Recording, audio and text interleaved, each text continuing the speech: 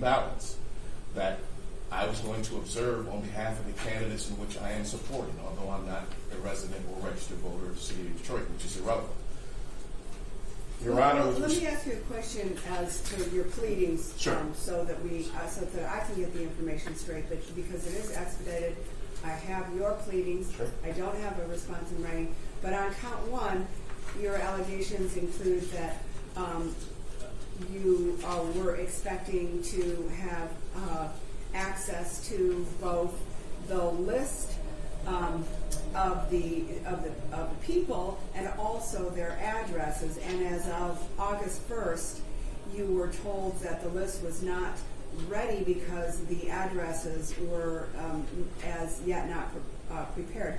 I was wondering whether you made attempts after August 1st, because it seems like, for whatever reason, which it's not indicated here yet, and we don't have a response yet, what was the delay in the addresses, and did you attempt to ascertain as of any time after August 1st whether it was completed?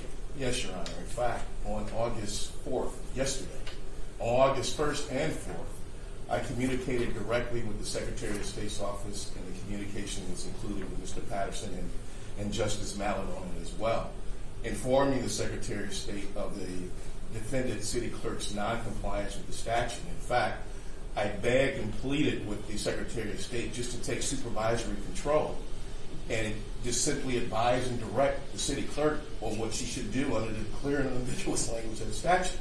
But, Your Honor, you know my relationship with the Secretary of State and her staff is very, not good. So they didn't do anything.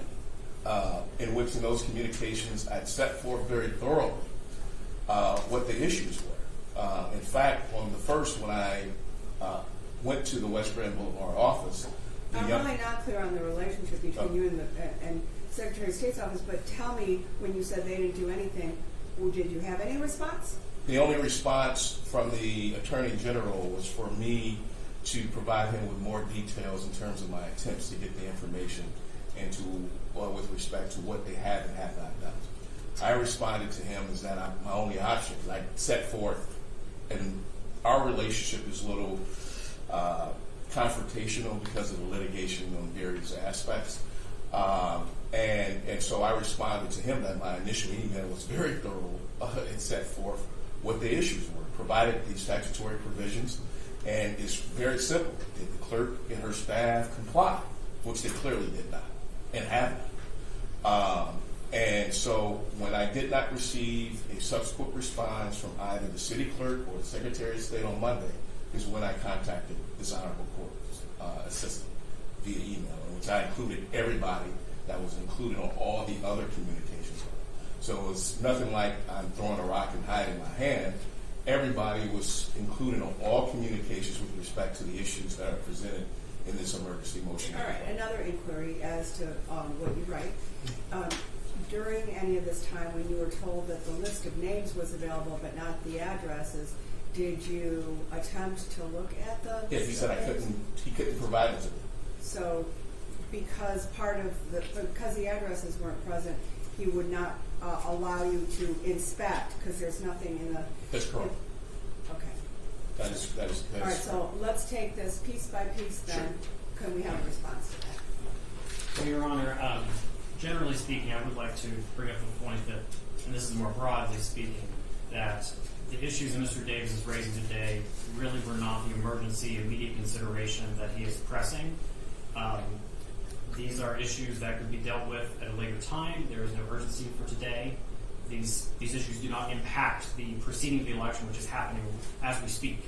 And the election officials that I would ordinarily reach out to try to gather this kinds of information are quite busy right now. They're running an election. The election is today. It ends tonight. With respect to this particular issue... Well, wait a minute. Let me try to understand what you're saying, because although you're stating that it's not urgent or it's not, if he is asking that the court order that he be given this inspection and also view or have some access to viewing this election process, which is by statute. There are some requirements to it. How is it dealt with successfully after the fact? Well, he is permitted to inspect these records. The fact that they were not ready to be inspected when he showed up out of the blue on Friday morning at 9 o'clock, I don't know why they weren't ready. They were being gathered, information being gathered, but he is entitled to inspect them. I will note, Your Honor, that he is not entitled to a copy of them. I actually noted that this is a right to inspection. It doesn't say to copy, but if he had a right to inspection and he feels that, and we can go back to him on why he feels that inspection after the fact is not acceptable, but I suspect that he will have an answer to that, as well as his other counts, which we'll get to later. But I guess since I said we'll keep it piece by piece, we will, and I'll let him respond to why the inspection cannot be done after the election, the primary election. But thank you, Mr. Davis. Your Honor, if you may recall, some 12 years ago, you had the very exact same case under a different statute in which you ordered the city clerk to provide sworn testimony and to bring the boxes and boxes of records that the statute clearly required her to provide and have open for public inspection every single day. If you recall that case on a similar issue. Yeah. Here we go again. And in that case, as the Court of Appeals said, these issues that impact the counting of the ballots, the accuracy of being part of the process, have to occur during the process or before the election. After the fact, the matter is moot. The statute clearly requires that this information, the reason why this information is important, just in case during the observation process of seeing them tabulate these absentee ballots and election day ballots being counted, there is an issue. You have the name and addresses of individuals that you can contact just in case there's court action. That's why the statute was amended, specifically requiring that the name and addresses of these individuals be provided every single day that the clerk's office is open. That wasn't provided. I purposely, Your Honor, a day before I showed up, as the pleadings allege, I sent everyone an email. The clerk's office, her counsel, and the Secretary of State, I believe, was included in that communication, indicating that I would be showing up the next day between certain hours to publicly inspect this information that is required under the statute. So it wasn't out of the blue, as counsel erroneously stated. I gave them 24 hours notice when I'm not even supposed statutorily to give them any notice. I could just show up because the statute says this information is supposed to be open for public inspection during the hours of operations of the clerk's office. I did that. I went out of my way to give them a heads up so that they could, just in case that they didn't have the information, which I knew they didn't, that they could compile it.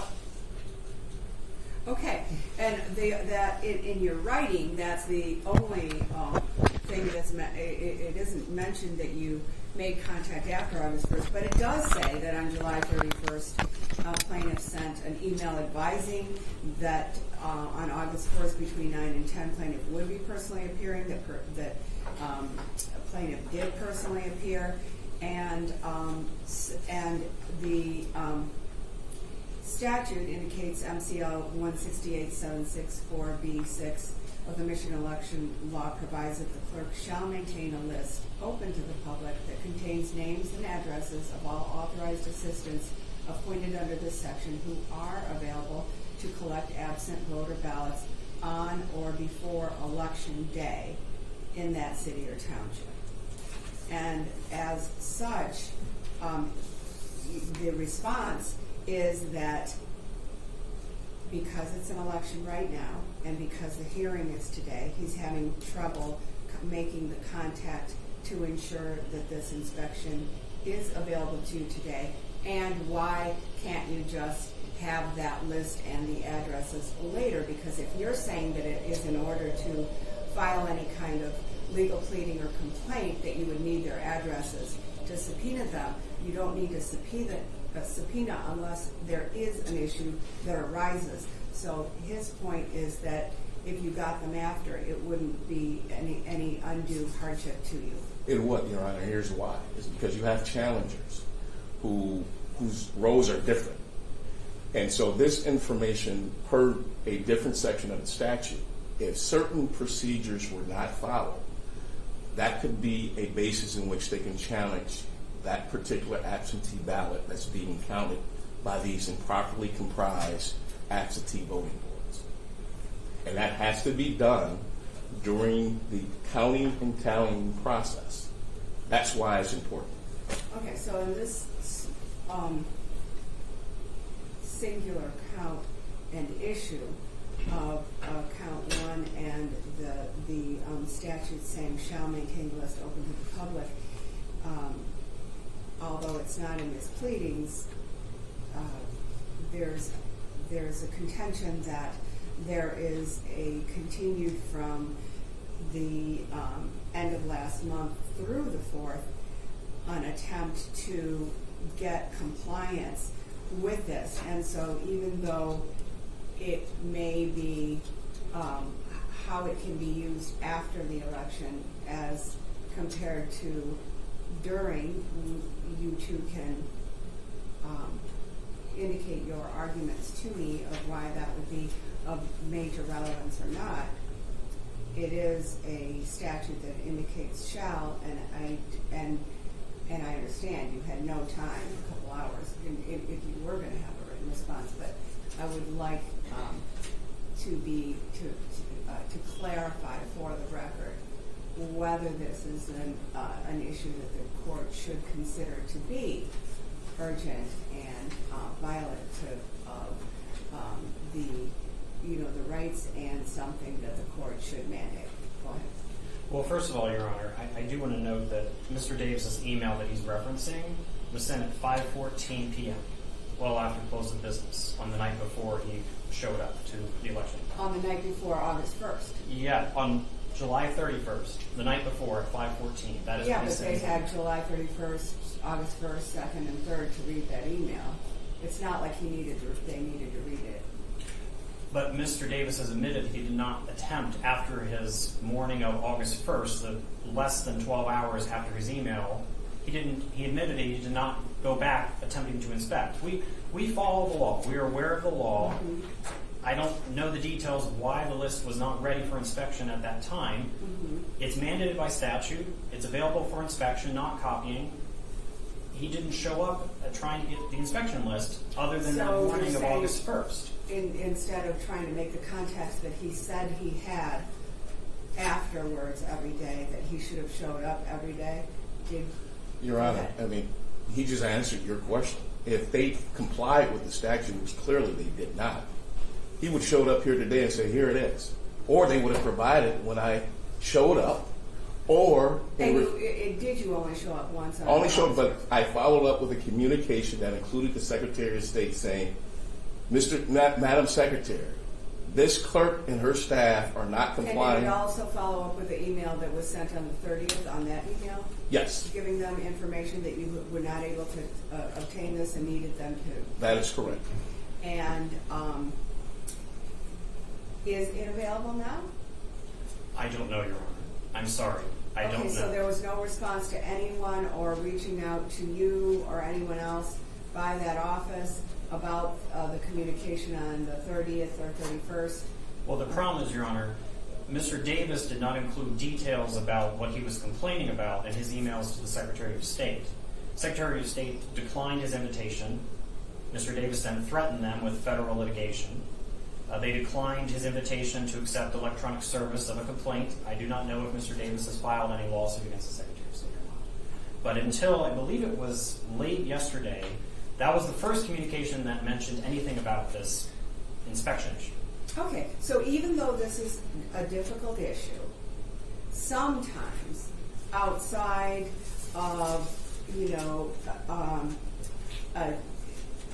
the court's order for a declaratory judgment and writ of mandamus, there can be some assurance or some effort towards righting a wrong, in that if MCL 168-7646 provides that the clerk shall maintain a list open to the public that contains the names and addresses of all authorized assistants appointed under this section who are available to collect absent voters on or before Election Day.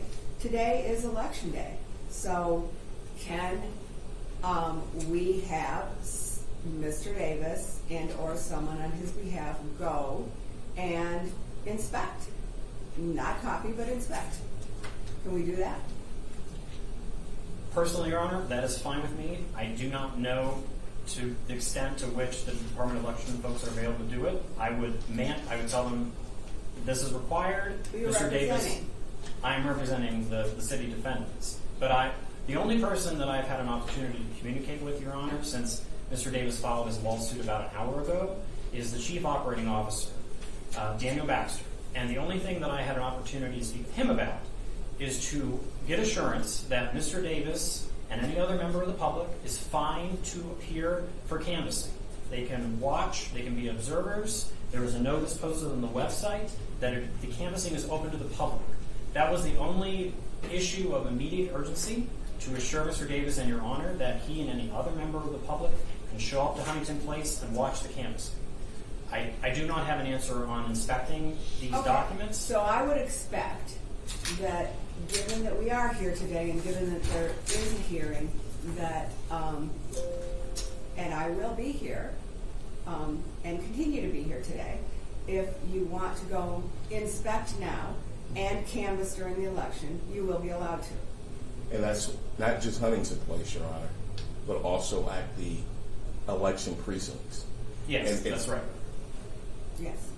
And that's one of the main issues, which is why count 5 I didn't want this court to deal with until later on, because that's going to require a possible evidentiary hearing on the issue of whether or not the defendants properly complied with the statute, which may end up impacting whether or not any unsuccessful candidate can challenge the results with respect to the counting of the absentee ballots, which is why this pre-information is important and why the participation during the process is required by statute and very important prior to the election. All right. Well, it appears that opposing counsel doesn't have any opposition to the inspection or the canvassing of the precincts as is required by the statute, and for that reason, any non-compliance could be brought to the court after, but I expect compliance. So, Your Honor, just so I can get it, it's okay for me to go right now over to West Grand Boulevard and request to publicly inspect the list of names of individuals that were, names and addresses of individuals who were appointed by the city clerk to collect absentee ballots, and if they do not have that list, to call your court. Yes, I would think that, given that that probably would take less than an hour, that we should be on notice to return if it's an issue. Okay? I agree. Thank you. Thank you, Your Honor. Thank you, Your Honor. Court is recessed.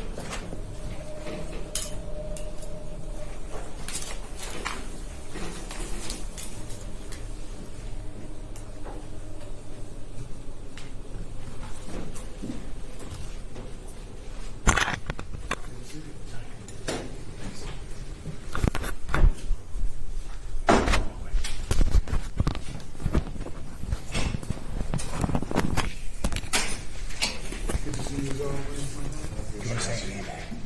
Okay, just had to ask. Thank you.